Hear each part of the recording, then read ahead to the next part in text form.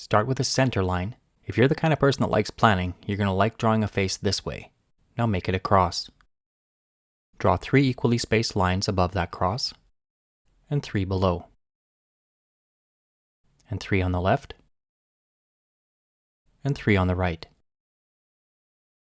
Now let's connect those outermost ticks to make a circle. It doesn't have to be perfect. Now we draw 3 more ticks down. That's going to be the bottom of the face. 2 gentle curves completes the jawline. This center line here is the eyebrow line. I draw another line here at this tick. These 2 lines and these 2 lines help to determine the eye space. And now we'll draw 2 more lines right in the middle. This is for the top of the nose. Now I'm going to erase those 6 divisions and replace it with 5 equal spaces. In this second space, I draw a large circle, and same in the fourth. These are the eyeballs without the eyelids. You can draw the irises too. Draw 2 straight lines down. The width of the nose is equal to the space between the eyes. At the bottom of that large circle, you can draw a smaller circle, about the same size as an eyeball. That's the tip of the nose, and you can add the wings of the nose too. The nose itself is skinnier. I'll just put that in now.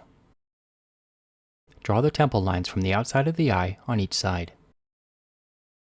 From the top of the tip of the nose, go all the way down to the jawline.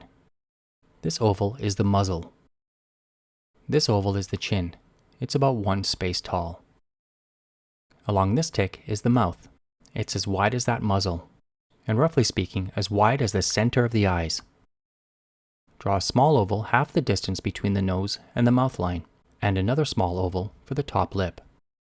2 more ovals for the rest of the top lip, and 2 large ones at the bottom.